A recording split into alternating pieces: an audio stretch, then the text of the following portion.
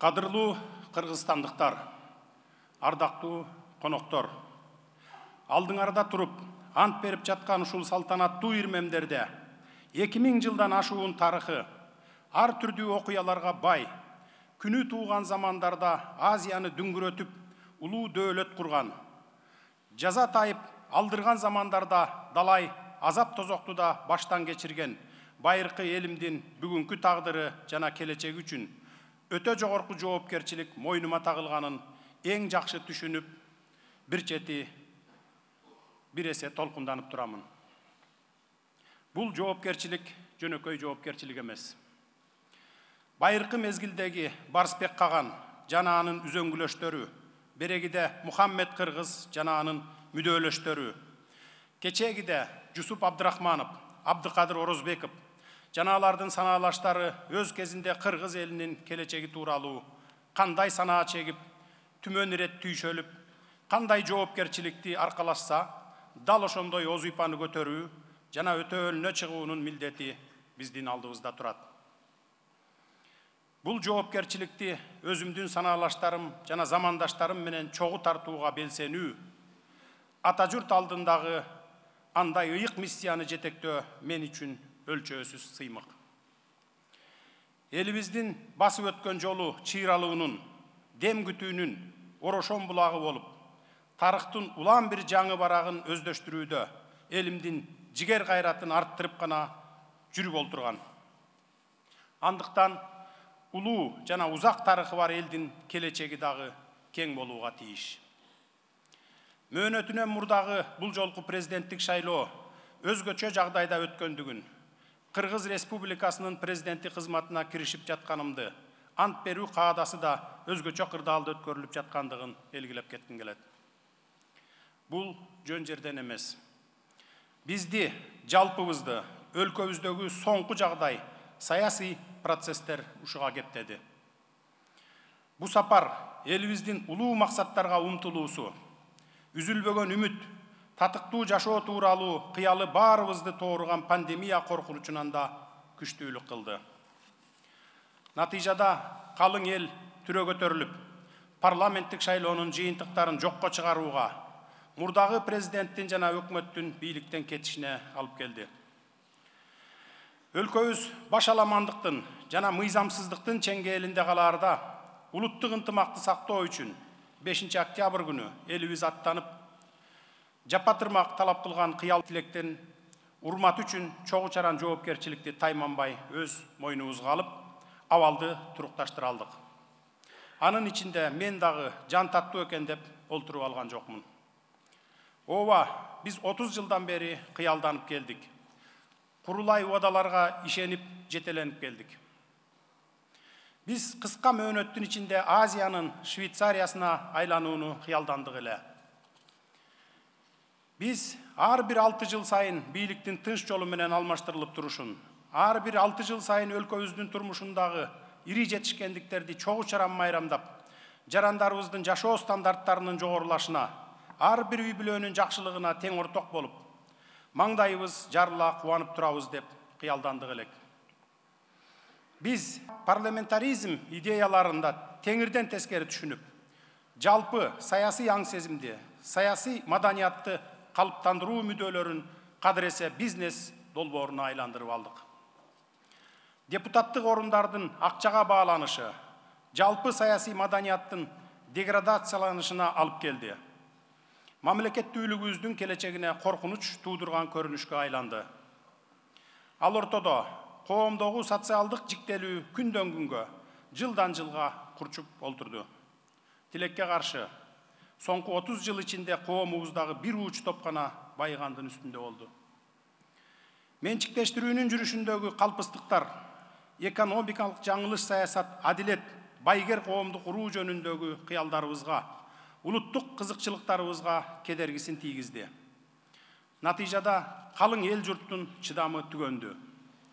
Ал арада миңдеген мекендештеримдин мигрант атыгып, жакырчылыктын сазынан чыга албай, элимдин туш тарапка чачылып кеткени, ушул көрүнүш тыйылбай уланып жатканы кабыргамды кайыштырат жана жанымды кашайтат. Чыдамдуулуктун да чеги бар.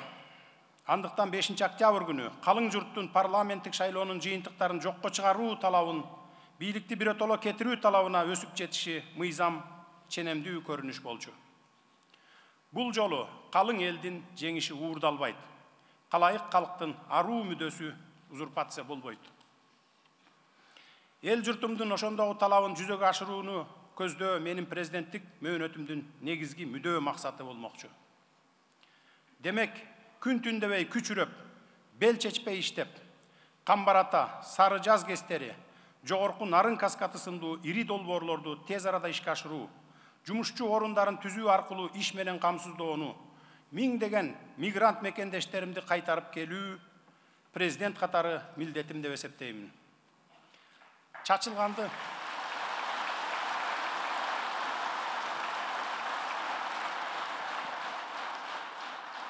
Чачылганды жыйнаган, үзүлгөндү улаган түп атабыз Долонби, берегиде бир назар би аталарымдан келаткан осуятты урматтаган ата уулу катары Оз Уйпам деп санаймын.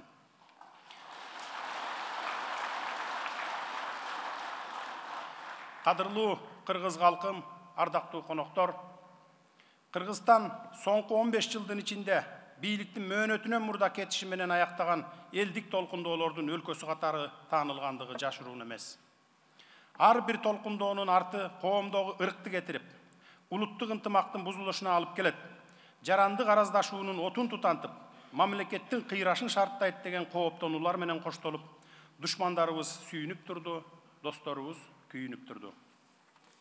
Бирок биздин акылман элибиз, даанышман журтубуз өзүн андай саясий сокурлуктан бийик тутаарын көрсөттү. Улуттук консолидацияга умтулуунун, регионализмдин жана ашынган улутчулдуктун чедеринен кутулуунун жолун тынбай көздөп изденип жаткандыгын далилдеди.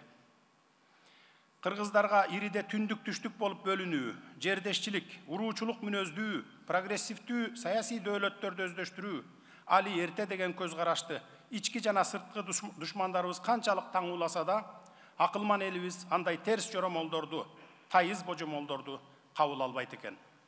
Шайлоо өнөктүгү маалында эл журтты аралап жүрүп, ага дагы бир жолу ынандым. Белгилеп айта кетейин. Шайлоо өнөктүгүн Талас жергесинен баштап, касиеттүү Манастын күмбөзүнө барып, Манас атанын рухуна арнап Куран окуп жатканымда, элимдин ушул кыял тилегин аркалоого, илгеридеги улут аталарынын Абдыкерим Сыдыков, Жусуп Абдрахманов, Исхак Разаков сындуу кемеңгерлердин жолун талбай улап, кулаалы таптап куш кылдым, курама жыйып журт кылдым деген эки сап учкул сөзү аркылуу туюнтулган эзелки кыялды, түпкү ураанды, улутту түптөөнүн жана өнүктүрүүнүн, улуттар аралык ынтымакты идеологиясын андан ары сүрөөнгө алууга эрдимди кесетиштеп ичимен шертиштим эле. Ырыс алды ынтымак дейт элибизде.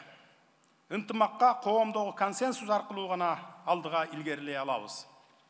Мен учурдан пайдаланып, өлкөбүздөгү бардык саясий күчтөрдү, санаалаштарымды жана оппоненттеримди, улуттук азчылыктарды жана диний конфессияларды, коомдун бардык катмарын ушул улуу мүдөнү аркалоо жолуна тилектеш, максатташ болууга чакырамын.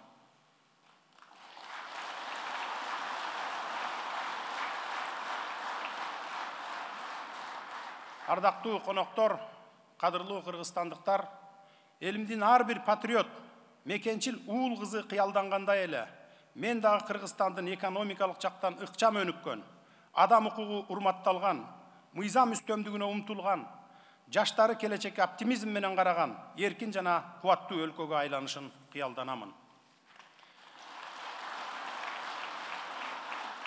Бул аруу тилекти жүзөгө ашыруу боюнча пландарым президенттик программамда айтылды. Шайлоо өнөктүгүнүн жүрүшүндө жалпы журтка жарыялап, негизги жоболорун тааныштырдым. Анын өзөккү идеясын кайталай кетейин.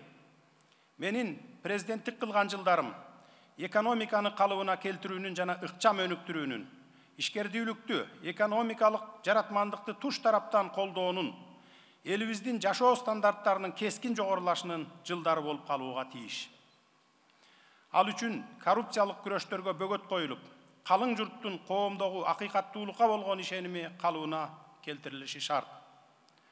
эрки күчтүүлөр менен шыктууларга экономикалык эркиндик берилип, социалдык жактан алсыздардын катмары коргоого алынып, жаратмандык потенциалды ачылууга, чет элдик инвесторлорго колдоо көрсөтүлүп, Кыргызстанга болгон ишенимдин жана урматтоонун рейтинги артууга тийиш.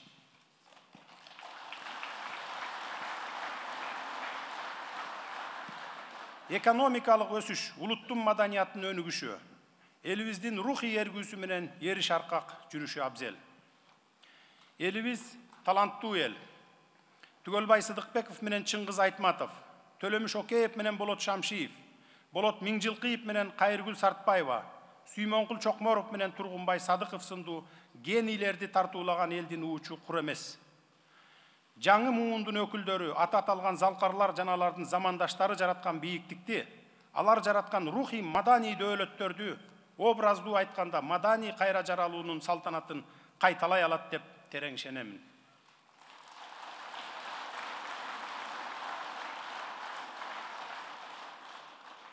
Маданий кайра жаралуунун жаңы толкунун көрсөм 21-кылымдын кыргызы катары арманым болбосо эле. Себеби улуттук маданиятты өнүктүрүү, ал жөнүндө кам көрүү, улутту сактоого, мамлекетибиздин келечеги жөнүндө кам көрүүгө барабар. Андыктан негизги максаттарымдын бири маданият тармагын мамлекеттин камкордугуна бөлөө саясатын жүргүзүү.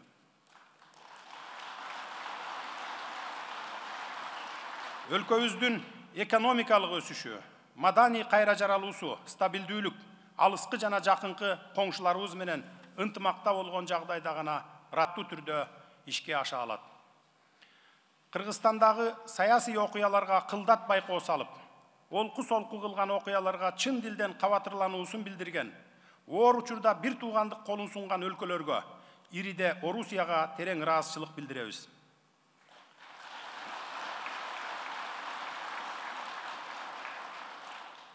Пандемия апатынан өздөрү жабыр тартып турса да, кыргыз калкына ак тилден көмөк көрсөтүүгө ашыккан коңшуларыбыз Өзбекстан менен Казакстандын аракетин айтпай коюуга болбойт.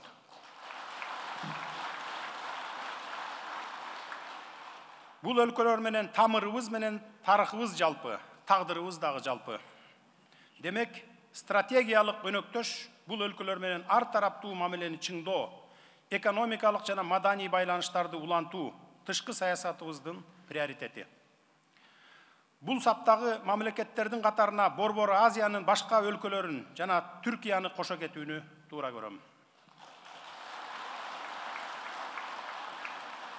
Дүйнөлүк саясатта жана экономикада ойногон ролу күн санап өсүп жаткан улуу коңшубуз Кытай, Борбор Азиянын, анын ичинде Кыргызстандын экономикасына эң жагымдуу таасирин тийгизүүнү улантат деп ишенебиз. Көп кылымдык коңшулук алаканы өз ара пайдалуу кызыкчылык үчүн колдонууга умтулуп, ал тажрыйбаны улам арттырып, жылдан жылга байып жүрүп олтурушубуз керек. Биздин тышкы саясатыбыз көп векторлуу багытынан тайбайт. Эгемен Кыргызстан, Америка, Европанын жана Азиянын мамлекеттери менен өз ара урматтоонун негизинде кеңири кызматташууга умтулат. Бириккен Улуттар уюму, Шанхай кызматташтык уюму, Евразиялык экономикалык союз, Түрк мамлекеттер кеңеши жана башка эл аралык уюмдарда эл аралык милдеттенмелерин татыктуу улантат деп ишендирем. Кадырлуу замандаштар, ардактуу коноктор, мамлекетибиздеги башкаруу формасы тууралуу маселе кызыл чекке түшкөн кызуу талкууну жаратып, мындай тарыхый кезеңди баштан кечирүү да маңдайыбызга жазылган экен. Бул да тегин жерден эмес. Соңку тажрыйба көрсөткөндөй, Кыргызстан мыйзам жоболору урматталган жана кынтыксыз аткарылган темирдей тартипке, экономикалык жана саясий реформалардын жоопкерчилигин көтөргөн.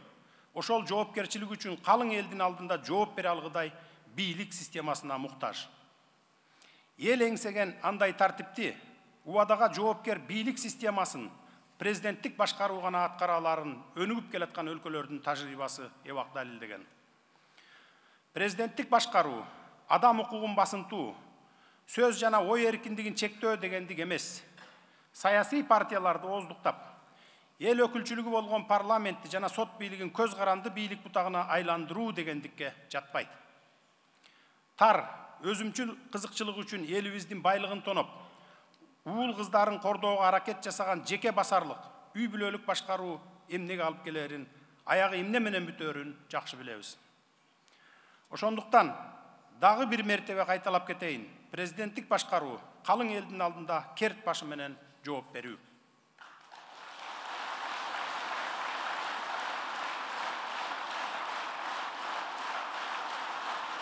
Ошону менен бирге президенттик башкаруу өлкөнүн өнүгүшүнө багытталган саясий, экономикалык программалардын, өкмөттүн алдына коюлган жана башка иш-чаралардын үстүнөн бекем көзөмөлдү, ошол иш-чаралар үчүн жооптуу структуралардан иштин натыйжасын талап кылууну да билдирет. Биздин максат мыйзамдын диктатурасы өкүм сүргөн, адилеттүүлүк үстөмдүгү салтанат курган алпейим коомду куруу. Урматтуу мекендештер, биздин бүгүнкү абалыбызды канааттандырарлык деп сыпаттагандан алысмын. 30 жыл бою топтолгон 5 миллиард долларлык ички сырткы карызыбызды толук төлөө милдети да менин багыма президенттигим башталган мезгилге туш келди. Ал ортодо коронавирус пандемиясы да республиканын бюджетине кескин түрдө кедергисин тийгизди. Энергетика тармагындагы абал катастрофалык кырдаалга кептелип, 137 миллиард сом, 1,5 миллиард доллардын тегерегинде карызы бар экен. Албетте мындай абалдан чыгуу өтө оор кыйынчылык менен коштолоору айкын.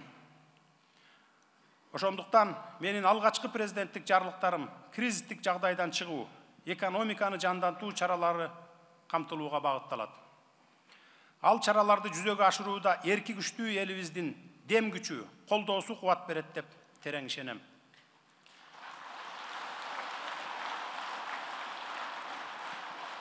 Биз Кыргызстан 21 кылым койгон чакырыктарды туура аныктап, адекваттуу жооп бериши керектигин жакшы түшүнөбүз. Жаңы Кыргызстан өткөн тарыхына сыймыктанган, бүгүнкү жашоо турмушуна канааттанган, ал эми түп келечегине оптимизм менен караган эркин жарандардын өлкөсү болууга тийиш. Уважаемые кыргызстанцы, дорогие гости, в этот торжественный момент принесения присяги особенно остро осознаю огромную ответственность перед моим народом. Народом с более чем 2000-летней историей, который мужественно, неустанным трудом, в непобедимом единстве создавал когда-то на просторах Азии великую державу, за его настоящее и будущее.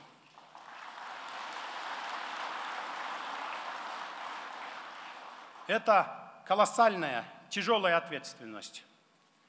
Великие личности, такие как Барсбек Каган и его сподвижники в древние времена, Мухаммед Кыргыз и его соратники в средние века, Жусуп Абдрахманов, Абдыкадыр Орозбеков и их единомышленники в современной истории брали ответственность за будущее целого народа.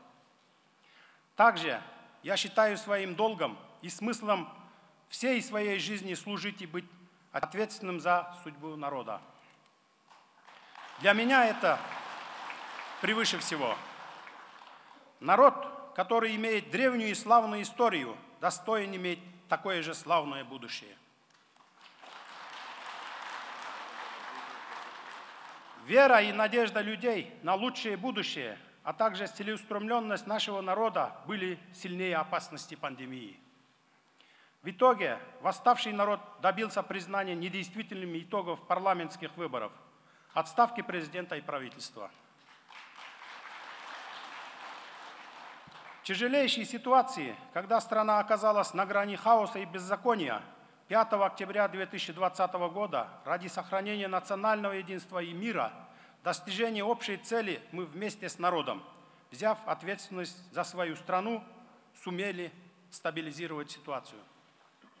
В те дни я был вместе с народом. Люди оказались за чертой бедности, и в поисках лучшей доли тысячи наших соотечественников вынуждены были стать мигрантами. То, что этот процесс продолжается до сих пор, это для нас большая трагедия. Обеспечение наших граждан рабочими местами, возвращение тысяч мигрантов, соотечественников на свою родину, это будет одной из основных обязанностей. Для чего необходимо в кратчайшие сроки реализовать крупные проекты Камбаратинский, Сарыджасский ГЭС, Верхне-Нарынского каскада.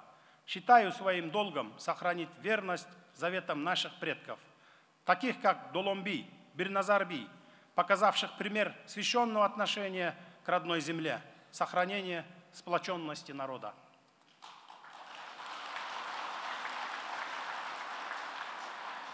Уважаемые кыргызстанцы, дорогие гости, хочу особо отметить, я начал свою предвыборную кампанию в Таласе, где совершил обряд поклонения Гумбезу Манас, прочитал Коран по Манасу.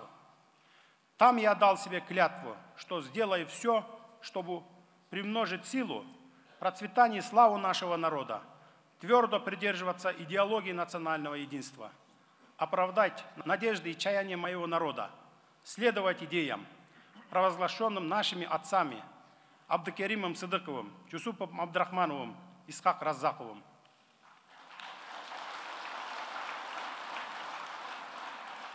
Дорогие гости, уважаемые кыргызстанцы, я, как и все патриоты страны, мечтаю, чтобы Кыргызстан стал экономически развитой, динамичной, сильной и свободной страной, где соблюдаются права человека, установлено верховенство закона, молодежь с оптимизмом смотрит в будущее.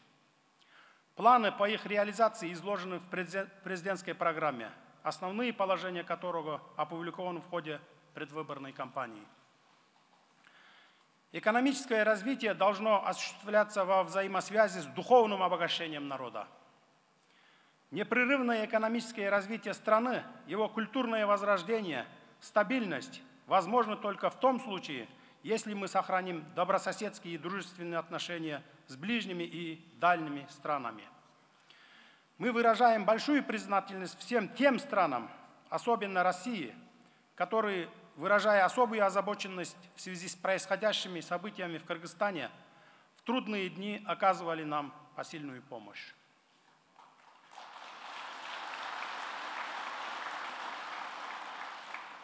Также искренне хочу выразить благодарность нашим соседям, Узбекистану и Казахстану, за оказанную помощь во время пандемии. У нас общая судьба и история. Укрепление сотрудничества, усиление экономических и культурных связей со стратегическими партнерами является приоритетом нашей внешней политики. Это относится к странам Центральной Азии, а также особо хочу отметить Турцию. Мы верим, что Китай, как наш сосед и партнер, роль которого растет с каждым днем в мировой политике и экономике, в Центральной Азии, в том числе в Кыргызстане, продолжит свои экономические и взаимовыгодные отношения. Мы должны с каждым годом углублять добрососедские отношения и достичь больших результатов в сферах, вызывающих взаимный интерес. Мы будем придерживаться многовекторности во внешней политике. Суверенный Кыргызстан будет стремиться к сотрудничеству с Америкой, странами Европы и Азии. Также позвольте заверить, что мы будем исполнять международные обязательства в рамках Организации Объединенных Наций, Шанхайской организации сотрудничества, Евразийского экономического союза, Совета тюркоязычных государств, а также других международных организаций. Уважаемые кыргызстанцы, дорогие гости, наша цель – создание общества с диктатурой закона, где царит справедливость и благосостояние.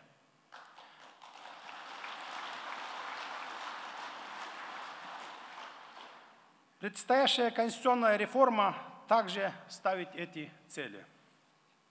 Мы стоим перед началом нового исторического этапа. Новый Кыргызстан должен стать страной свободных и благополучных граждан, которые, гордясь своей историей, с оптимизмом претворяют в жизнь самые смелые свои мечты. Уважаемые кыргызстанцы, я далек от мысли, чтобы признать сегодняшнее положение хорошим. Мы начинаем выплачивать внешний долг в сумме около 5 миллиардов долларов, накопленных в последние 30 лет. К 2032 году мы должны выплатить полную сумму внешнего долга.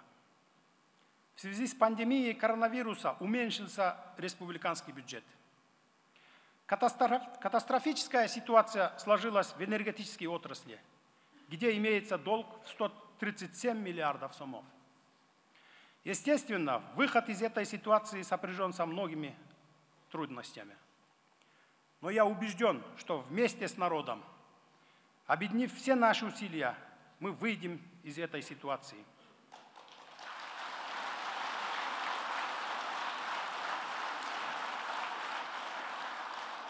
Уважаемые кыргызстанцы, дорогие соотечественники, призываю вас объединиться и вместе открыть новую страницу нашей истории.